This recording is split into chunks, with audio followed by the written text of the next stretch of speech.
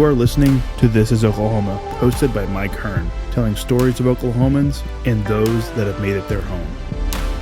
What's up, guys? Welcome back to another episode of This is Oklahoma podcast. Mike Hearn here, your host, back with another episode. Excited to share this episode with you today. But before we do, I've got to thank our sponsors. First of all, the Oklahoma Hall of Fame. They've been a huge part of this podcast for the last few years. So the Oklahoma Hall of Fame have been sharing Oklahoma's story through its people since 1927. For more information on the Oklahoma Hall of Fame, go to www.oklahomahof.com. And for daily updates, go to oklahomahof on Instagram and give them a follow. Our other sponsor today is the Chickasaw Nation. Now, the Chickasaw Nation have sponsored pretty much everything in Oklahoma. They're a huge supporter of Oklahoma. And it's an honor to have their name and their brand supporting this podcast. A huge shout out to Governor Anatobi for supporting this podcast. It really means a lot. And finally, our third sponsor is 988. The Oklahoma 988 Mental Health Lifeline. 988 is a direct 3-digit lifeline that connects you with trained behavioral health professionals that can get all Oklahomans the help that they need. Learn more by visiting 988oklahoma.com. That's 988oklahoma.com. And now, let's get into today's episode. It gives me great pleasure to welcome to the podcast my guest today, Dr. Kathryn Jeffery, who is being inducted into the Oklahoma City Public Schools Wall of Fame this year. Congratulations. Thank you. I suppose, bringing you home, right? You're currently in California, current role, Superintendent, President, Santa Monica Community College District, and you get a phone call saying, you know what, you've been awarded, you're going to be on the Wall of Fame. How about you jump on the plane and come back home and receive this award? What was that like? When I first got the phone message, I wasn't sure I heard it correctly. I had to listen. You're like me? I had to listen to the message again. Abby Vaughn called, and then she actually sent me an email because she wasn't able to get through on my voicemail, and then I read the email and then gave her a call immediately to make sure she had hit the right person.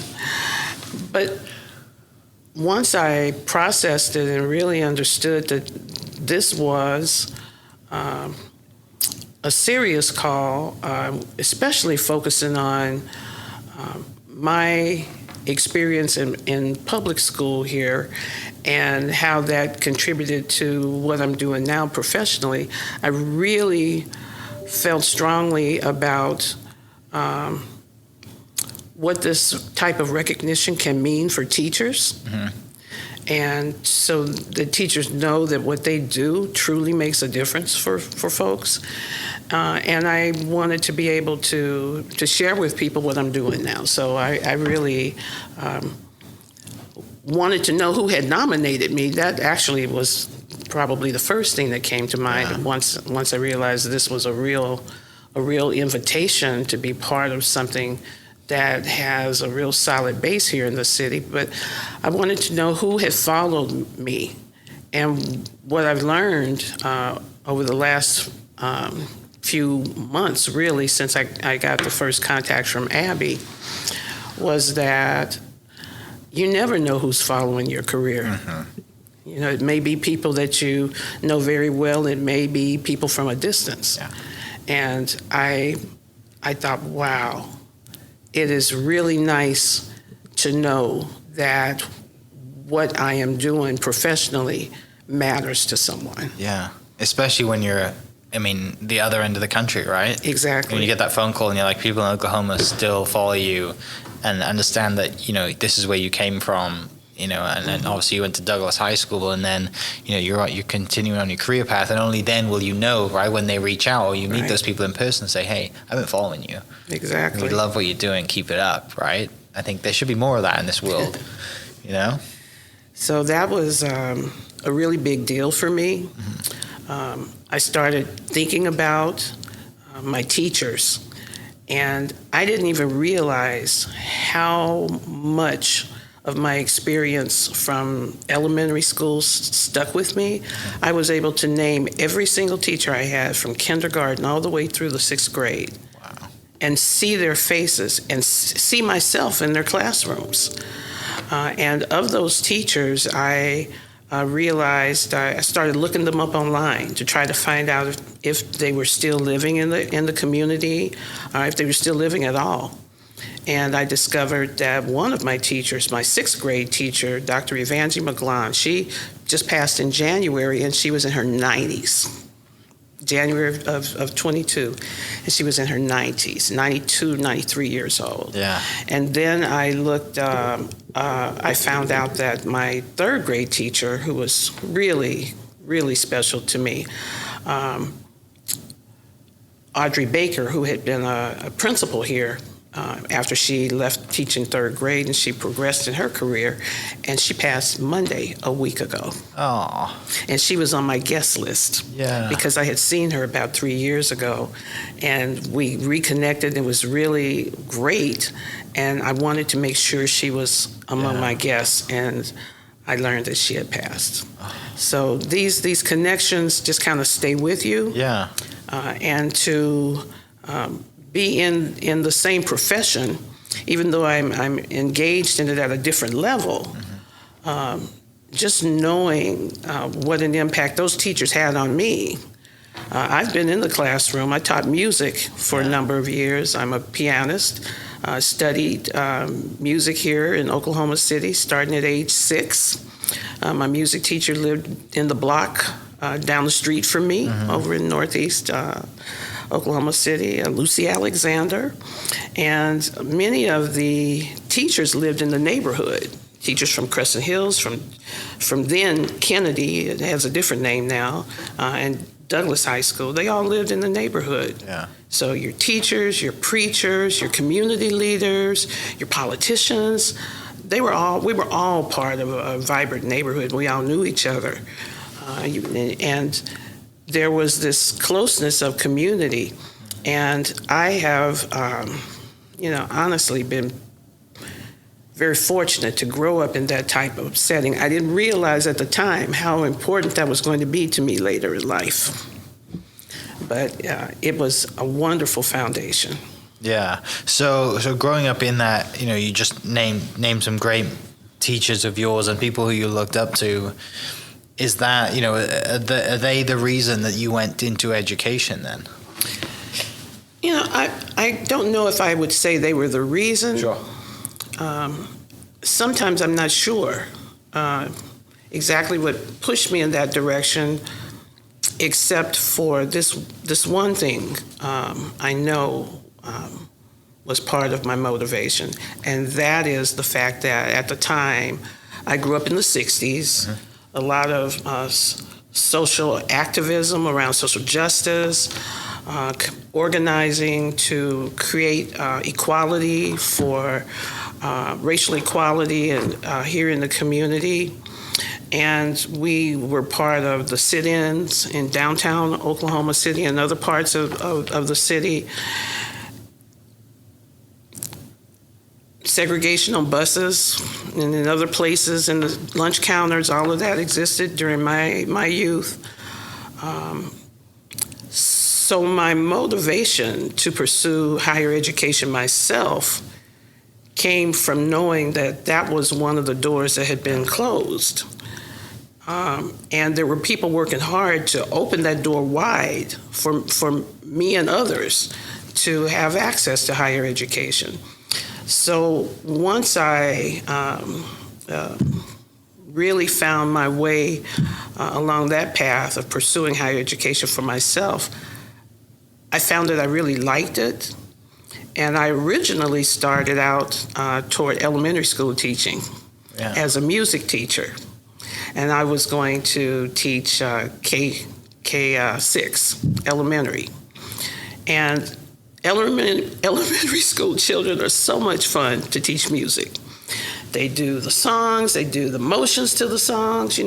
Head, Shoulders, Baby was one of the songs we used to do, and you animate the songs. Yeah. And then I got to junior high school student teaching, and the students at junior high school, their minds were on everything else but the music. And that was a bit of a challenge. And somewhere along the way, I decided I liked working with adults.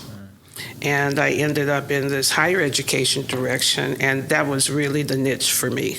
Yeah. And that's where I've stayed. Yeah, and that's kind of like I said, you find your way, right? You find you're molding young minds, but molding young minds that are ready to go in the workforce or ready to go become teachers themselves. I mean, teaching is such a skill at every level, I think, and you got to be very good at it. You know, to be a kindergarten teacher, to teach adults, like there's such a different delivery, right? You can't teach them the same way.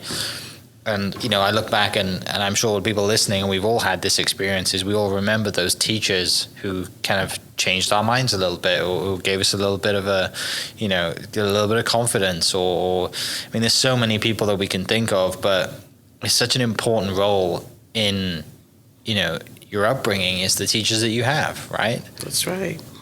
And even as far back as kindergarten, Mrs. Barkley, my first teacher here, and she lived for a very long time. I believe she even just passed only a couple of years ago. Mm-hmm. And each of those teachers made an impression in a way that made me excited about education.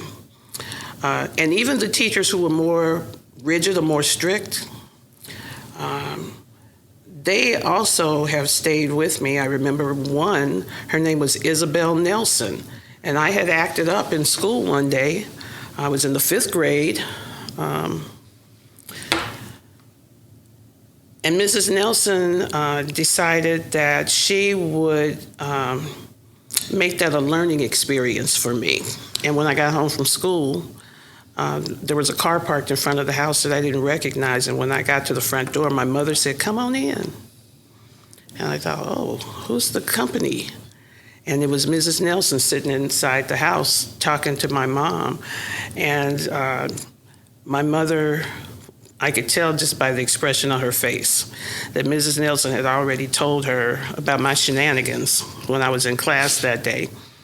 And I don't even know what motivated me to express myself in the way that I did, which clearly now when I reflect back on it was disrespectful and inappropriate. Yeah. But she said to me in front of my mother that she was at my house because she knew that I knew better, and she knew that there was more in store for me. And I really needed to take my time in school seriously, and that she was willing to invest her time in me, and I needed to be willing to invest the time in myself. That made an impression, and it stayed with me. It stuck with me. It was a teachable moment. Yeah. It's powerful, right? Yeah. Because, I mean, and also because she's doing that, she's not getting paid to come see you. That's after hours, right? Yes, that's totally on after her. Hours, right. You know, it's totally on her. And you to never do know that. what you're going to find. No, you don't. When you walk to someone's front door. You don't know how the parents are going to receive you. Right. And you certainly don't know how the parents are going to receive you these days. Mm-hmm. But then, as I said, we were a community. Yeah. So many of the teachers knew our parents. In fact, my mother may have even known Mrs. Nelson, and I may not have known that there was that connection. Yeah. You know, sometimes you don't learn these things until much later in life. That these are folks who either parents of my friends who grew up together, went to high school together, grew up in the same towns before their families moved to Oklahoma City. All kinds of connections. Yeah. So I just had a tremendous opportunity to take what I got from Crescent Hills, from Kennedy, and from Douglas, and to really use that in critical ways to further my success. Yeah. And I just appreciated those teachers so much. So this recognition for the role of public education to me is one that I take to heart. Mm-hmm.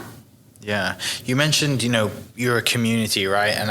And you've been in this business, for 4 decades and seen so much stuff happen, whether it's, diversity, wars that are going on. I mean, so much stuff has happened.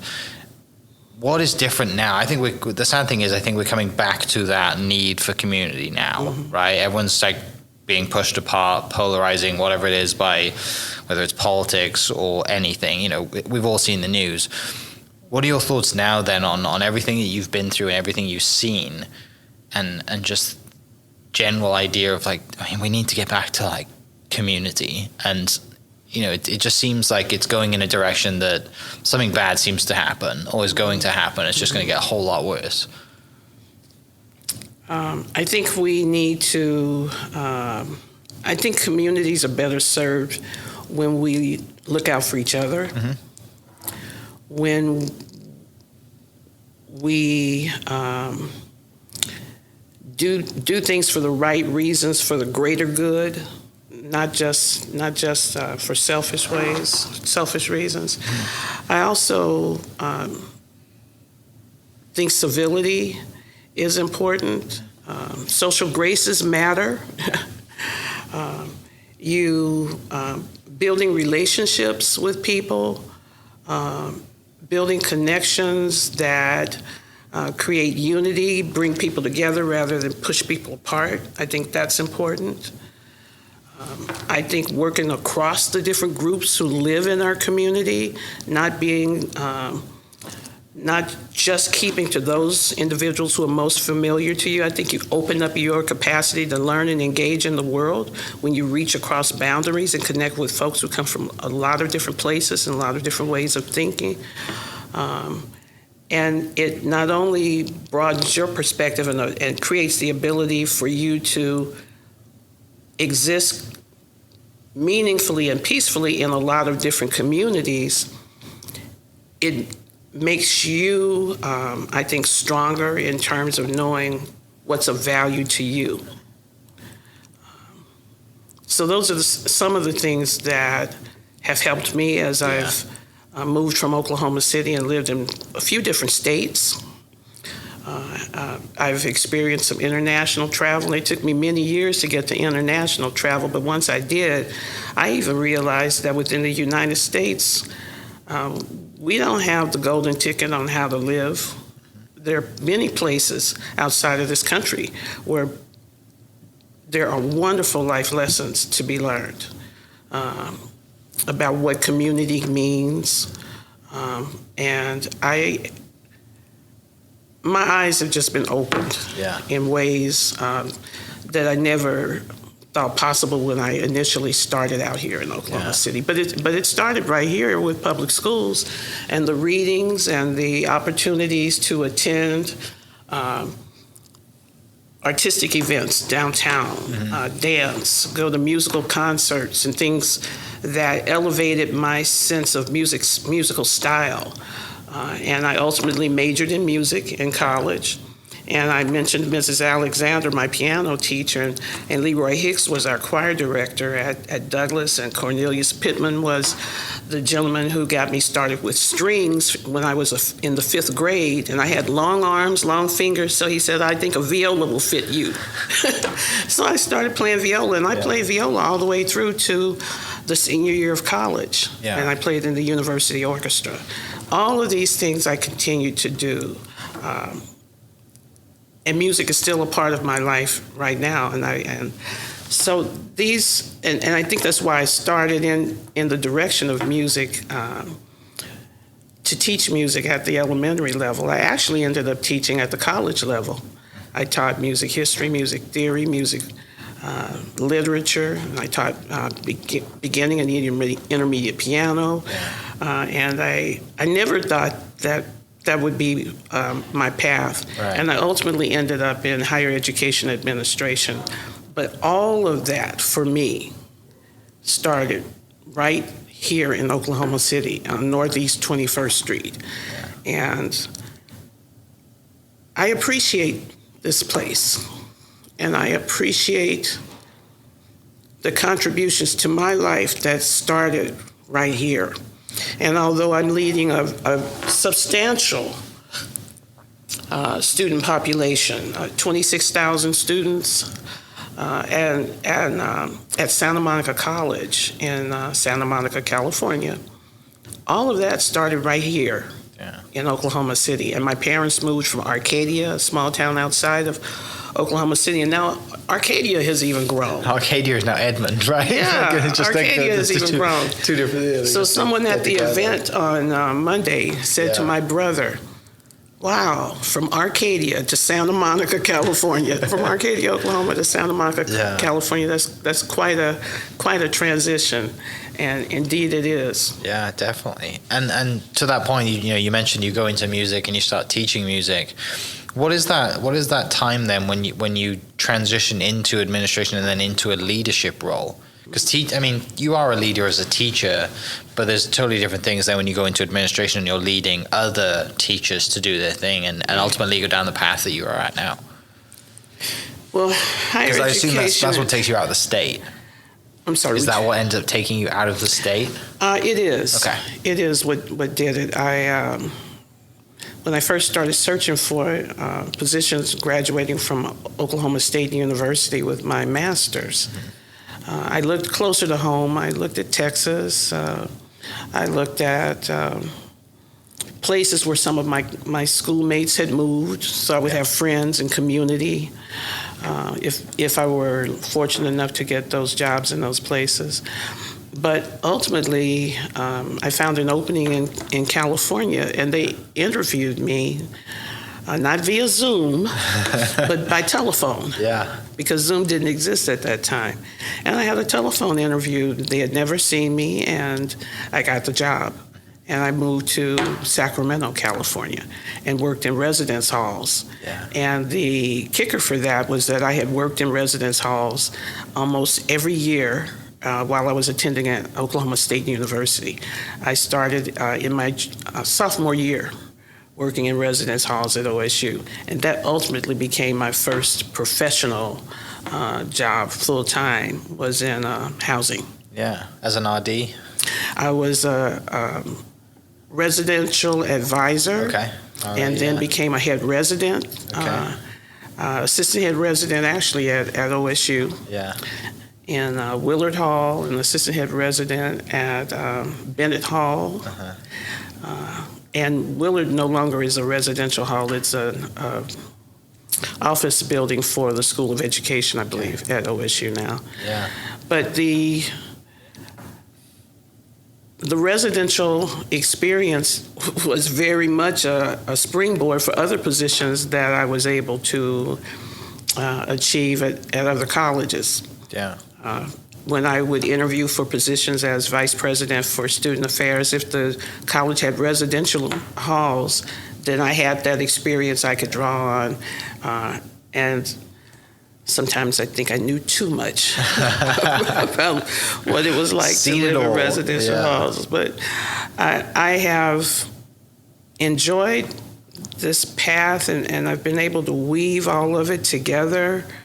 And with each new step that I took, I became more keenly aware of how what I had done in my earlier stages of work and growth had prepared me for those new challenges that I was, moving towards. So it's been a journey. Yeah, no doubt. What's it like when you get that job in California and you're like, I'm hitting the road, I'm going. Had you ever been to California before? That's got to be like a only nervy to visit. Yeah, it's a big step to go from OSU all the way to California. Only to visit family. Yeah. I had a sister who lived there. Okay. My sister Carol lived in Southern California, and she was the one that when I would visit her in Southern California, I got a chance to see what was going on in Southern Cal. But I actually ended up working in Northern California. California is such a big state. Yeah. And North State is so different from Southern California. It's more like Oklahoma City. In fact, my mother came to visit me in Sacramento, and she says, "Wow, this is so much like being in Oklahoma City. I can see why you like it here." Yeah. Very similar. It's level, flat. And in other parts of California, there are a lot of mountains and, things that make your ears pop when you're driving along the highway. Yeah, we don't get that here, do we? We don't get that here. No, not really. Yeah. And so that was, it felt comfortable. It felt like a place I already knew. So, in fact, at Sacramento City College, where I worked in the early part of my career, I moved, took other jobs, and ended up coming back to Sacramento City to serve as president. And I was president there for 8 years. Yeah. So over your time in education, is there a moment that stands out that kind of defines you as a leader, or just kind of stands out as this was a moment when I was tested a little bit and the outcome of that, and you look back on that in a certain way? Is there anything that stands out? Well, I've had several tests along the way. One of the things, this is probably going to sound silly, but one of the things that stands out for me was the first time a student came into my office and said he wanted to start a marijuana club. He wanted to start a marijuana club, but he called it the hemp club. Yeah. And what I learned from this student was all the different ways you can use hemp, because my knowledge of marijuana wasn't tied to hemp as a product that can be used to make a substance that mimics wood, or rope, or lotion, or the variety of things that you can use to use from hemp can derive from hemp. And I thought surely this was the thing that someone had sent to be a test for me. Yes, yeah. And he was so serious about this hemp club, and I thought, I cannot approve a hemp club for him. But ultimately, I did approve the hemp club for him, because the notion of the club was far beyond what I initially thought. So it was a moment for me to learn some new things. And the student, approving that club for the students did not cost me my job, which I thought surely it would. And I, in fact, found that there were other hemp clubs that were popping up at other colleges. Yeah. So that was one of the things that challenged me. It's not a big earth-shattering thing, but at that time, because this was illegal, from my perspective. But there are different.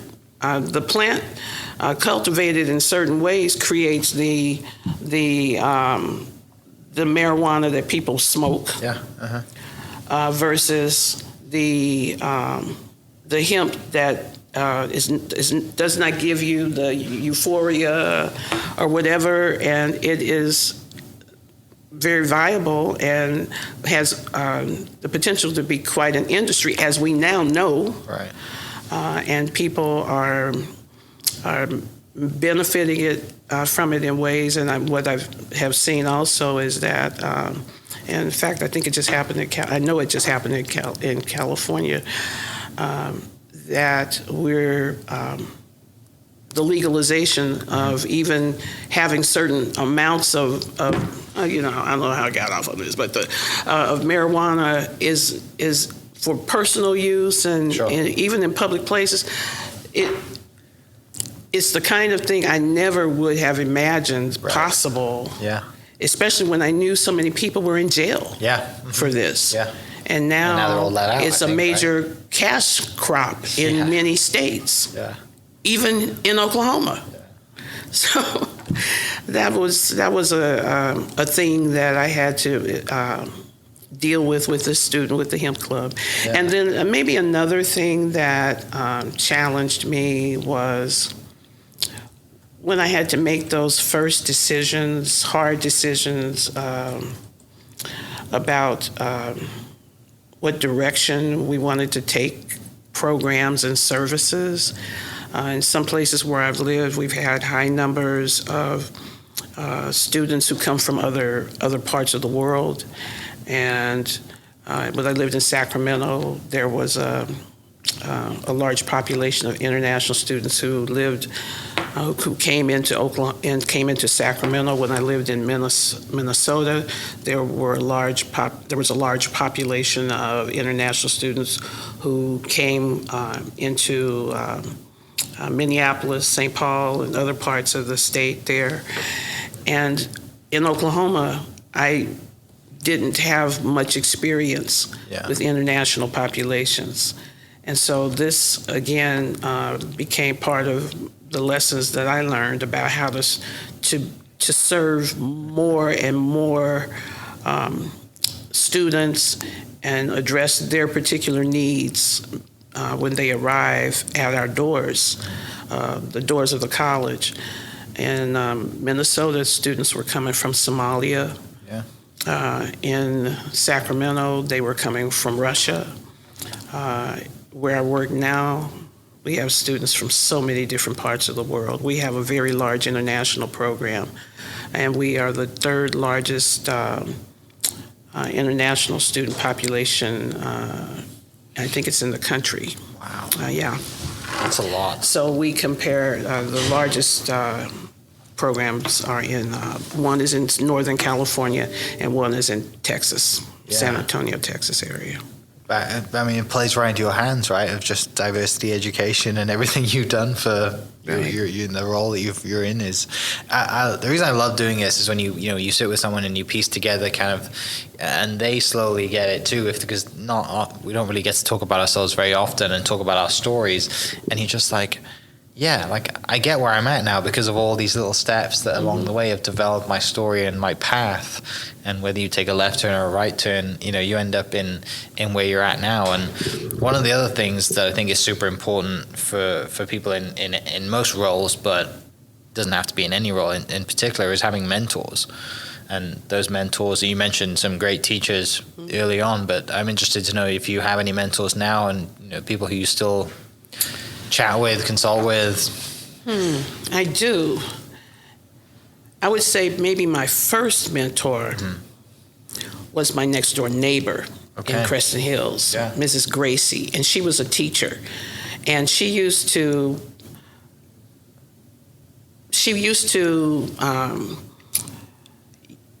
practice with me the things she was going to do with students in her classes.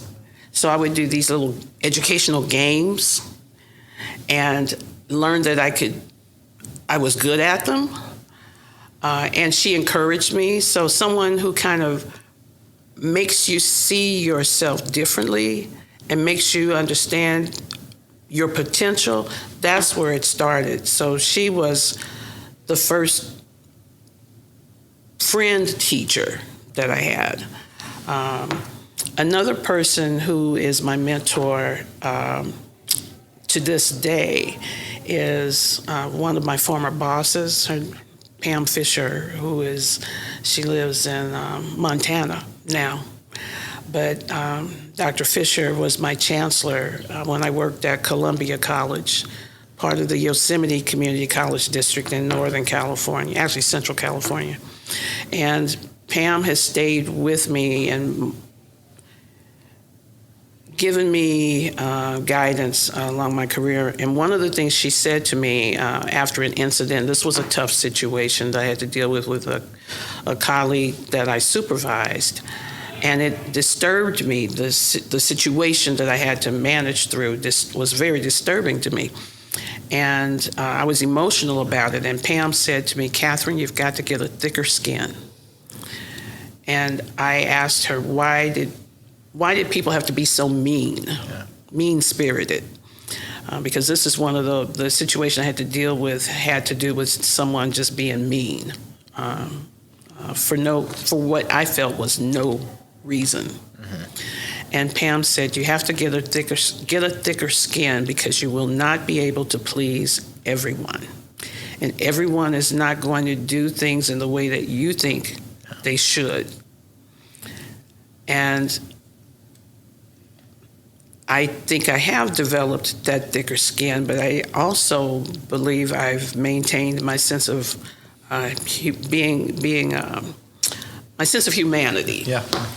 my ability to be compassionate, my ability to make the tough decisions, but at the same time, not necessarily be a hard ass about it. Yeah. And to not take the authority that's invested in my position, that's vested with my position, not to take it too seriously or to use it in ways that are ego-driven. I've maintained a good sense of self. Yeah. And that was not just from the lessons I learned in how to be a good person in the household, lessons from my mother and father, Percy and Esther Jeffrey, but also from the lessons that I learned at church. Religion used to be a catalyst in homes, not as much these days as it used to be. We even have arguments about what's the truth. Yeah. Now there are schools of study around what is the truth. And all of these things, even religion, these are constructions. And the constructions vary based on where you live in the world and what time period you experience in your life. And I've become a much more critical thinker around so many different topics because I was able to soak up what I learned here, but also to venture beyond here. Yeah. This was a great launch pad for me. It has been a great launch pad for many other people. And ironically, I live in a community where Will Rogers Park is just literally across the street from where I am. So I have one of Oklahoma's favorite sons in terms of what he was able to accomplish in his life, just very nearby. So I'm never far from someone who has Oklahoma ties because or either a person who's still living or a person whose impact is felt in the community. Yeah. I've been real fortunate. Even when I first moved to Sacramento and was working in residence halls at Sac State, California State University, Sacramento, one of the students who came to check into the dorm was the daughter of a 6th grade teacher from Creston Hills. And Mr. Smith, Mrs. McGlon was my teacher. Mr. Smith had the other group of 6th graders. Yeah. And when the young lady checked in and her mother was asking me where I was from, I said, I'm from Oklahoma City. And she said, oh, my father taught in Oklahoma City at Creston Hills. I'm like, really? And she described her dad, and I couldn't quite put it together. And she says, I want you to come to my house for Thanksgiving. And I went to have dinner with the Smiths, and as soon as I walked in the door, I recognized Mr. Smith. It was like, whoa. It was, it took me all the way back to being on the playground at Creston Hills. And Mr. Smith said, Kathryn Jeffery, I do not believe this. He knew me. Yeah. And he told his daughter when she related to him that I was from Oklahoma City and had gone to Crescent Hills, he says, I know who she is. You tell her I want you to invite her for Thanksgiving, and when she comes, we're going to and sure enough, it was a wonderful time to reconnect. So I have never, in my whole career, been far away from someone who was connected to Oklahoma City. Yeah, that's amazing. Yeah. To have that, right? You never would have guessed it. I never know. And also to have that never. friendship community come over Thanksgiving. Yeah. And so I watched over his daughter and her roommate during their entire time at California State University. There was that connection. It felt like family. Right. Yeah. For them to be in my dorm. They could have checked into any dorm. Right. What were the chances that they would check into my dorm? Yeah. Love it. Taking stuff a little bit away from the teaching side of things, obviously music's a huge passion of yours. You still play now? Are you still singing now as just stuff that, you don't do for work and it's just purely just to kind of de-stress you and just enjoyment factor? I don't sing as much anymore. Okay. And my mother used to say, if you don't use it, you'll lose it. And it's not lost completely, but it's not as strong. The skill is not as strong as it was at one time. But when I was a counselor at Sac City College earlier in my career, because I worked at Sac City twice. Yeah. Earlier, I left, and then I came back as president. But when I was there in for the first 10 years, I came. My path crossed the bass player for Miles Davis. And he came into town and connected with a friend who was a drummer who still lives in Sacramento, LeGrand Rogers. And we ended up connecting. They needed a vocalist to be part of a little ensemble. They were going to do a gig at a local restaurant. You go to restaurants and you have the music on one side in the bar area, then you have the restaurant on the other side. And they said, we want to do a performance, but we need a singer. And Kathryn, would you do this? I'm like, oh no, I don't want to do that, but I do want to do it. Of course you do, yeah.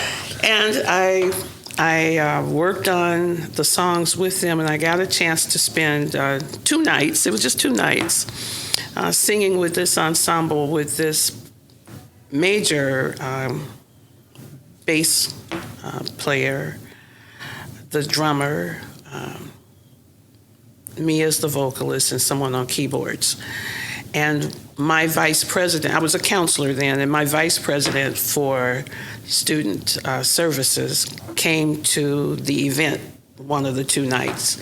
And when we finished the set, he came up to me afterwards. He says, Kathryn, why are you a counselor? You should be doing this. This is what you should be doing. Yeah.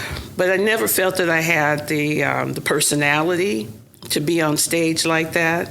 So it's actually ironic that in my daily work, I'm always in front of people. I'm having to do presentations. I'm having to stand in front of people and speak extemporaneously. I have to take on a role that has not always been comfortable for me, but I've grown into it. And so oftentimes what I share with people is that just because you don't like to do something doesn't mean you can't do it. So I have become skilled at managing myself in large groups, small groups. Sometimes I do it better than others. I'm not always 100% each time I do it, but that is something that I have. I've managed to do in my work, but I'm an introvert by nature, and so it kind of goes against what I would do instinctively to serve as president, because oftentimes I have to address people, address students, address the public, the community, be engaged in political arenas, to be outward facing more than inward facing. Yeah. Awesome. Finishing up then, is there anything like, obviously, you're in California, you're in Sacramento, Santa Monica, and, you've been away from Oklahoma, but you've come back, you could have a great visit here, see family, taste some of Oklahoma City's better restaurants, see the change that's happening here. But for people listening that might know you as, an educator in Santa Monica, is there anything that you kind of want to talk to them about? Obviously people in Oklahoma know most of the stories you've told, but is there anything that we might not know in Oklahoma, but the people in Santa Monica have coming up? Is there any issues or anything going on? Well, in Santa Monica, we have a bond measure that will be on the ballot in November, and it will give us funding that will support construction of new facilities that we really need in order to have the type of technology to create classroom environments that are more nimble. If COVID taught us nothing in higher education, we've learned that the traditional classroom is not the classroom that is not very flexible at all. And we, in putting many of our classes into remote operation, distance education mode, we need to find a bridge between DE and in-person instruction, and we're doing some hybrid and asynchronous classes, but our old classrooms just didn't allow us to have the connectivity that we needed to convert easily those on-ground classrooms into also an asynchronous environment. Yeah. So this bond measure will help us to create the classrooms that give us greater capacity to be flexible and manage in a lot of different learning modes. We also have some facilities that are old and aging, and they just need to be torn down and reconstructed. And we have some classrooms that served, for example, I think it was our auto tech program. I know it was our auto tech program. And the restrooms for women in the auto tech classroom area, there was one, and the restroom for men had 9 stalls. So this is just out of sync with where we are Simple math, today. Right? Yeah. So it needs to be modernized and gender neutral restrooms now. We just have to do things differently. Yeah. And so that costs money. Yeah. And the bond measure will help us to meet those emerging needs of the institution. And I know here in Oklahoma City, there will be a measure on the ballot here. And I just want to do a shout out to anyone who might hear this podcast and ask people to support the Oklahoma City bond and vote yes. Yeah. Vote yes for that. Yeah. Because the way that the funds will support public education across all sectors of the city, serving all students in the city, it's vital. That need is vital. And I cannot underscore enough the need for my bond to pass in Santa Monica, for Santa Monica College. Yeah. Vote yes for the bond measure. Vote SMC bond. In fact, it has our initials on it. SMC is the name of the bond. Yeah. And also vote yes for the measure here in Oklahoma City to support Oklahoma City Public Schools. Yeah. We know the schools need as much help as they can get. Sadly, we shouldn't have to ask for that in the modern world, but that is the sad reality, isn't it? But thank you so much for telling some great stories. Congratulations again on being inducted into the Oklahoma City Public Schools Wall of Fame this year. You're amongst some incredible people as well. I've had the pleasure of just interviewing Dr. Hansen last week and also looking at the other names. And I'm sure, like you said earlier, it's a proud moment for you to come back and just kind of acknowledge the people who were there for you growing up, the community that was there, the teachers, your neighbor who taught you, who used you to test her school games and school like that. That's super fortunate for you to be in that position, right? And be there, and just timing's great, and circumstances. It's you've got a lot of people in your corner. And I get that passion from you as well, and I can see it in the passion you have and the love you have for those people. And I obviously you wouldn't be where you were if you didn't share that love and give that love to the kids that you serve now. So I can definitely see it. I am so appreciative of this nomination. It came from 3 of my classmates One I'm in contact with a lot, one less so, and one rarely.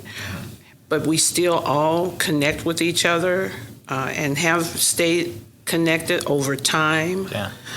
And one is a friend who goes back to my elementary days. We sang in the church choir together from about age 8. The second person we met at Kennedy, and he was a social justice advocate. And following his lead, I kind of saw some opportunities there to make a difference here in the city. And then the third person in college, after our high school days, we actually ended up pledging a sorority together. We were on the same pledge line. So each of us have maintained a connection over time. And I just want to acknowledge Anna Knight Sharp, James Johnson, who was the president of our class, and Linda D. Brown for the nomination.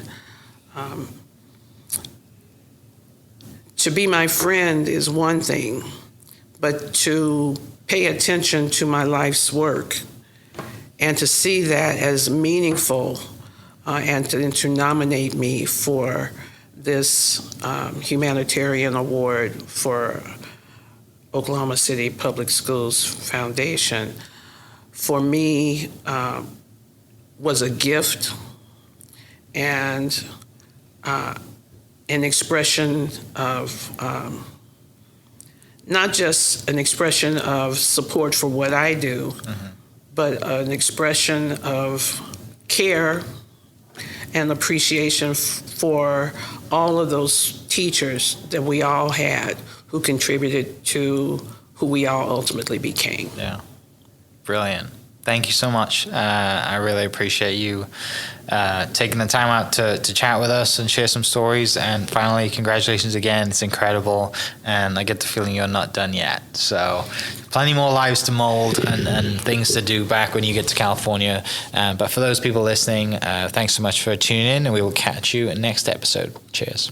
Hope you guys enjoyed that great episode. Thank you so much for listening. As always, huge shout out to our sponsors, the Oklahoma Hall of Fame, sharing Oklahoma story through its people since 1927. For more information on the Oklahoma Hall of Fame, go to www.oklahomahof.com and follow them on Instagram for daily updates at oklahomahof. Our other sponsor, the Chickasaw Nation, amazing sponsor. They do amazing things for the state, and they're always sponsoring something in Oklahoma. They're a huge supporter of Oklahoma, and without their support, we wouldn't be able to do what we do. And finally, our third sponsor for today, the Oklahoma 988 Mental Health Lifeline. 988 is the direct 3-digit lifeline that connects you with the trained behavioral health professionals that can get all Oklahomans the help that they need.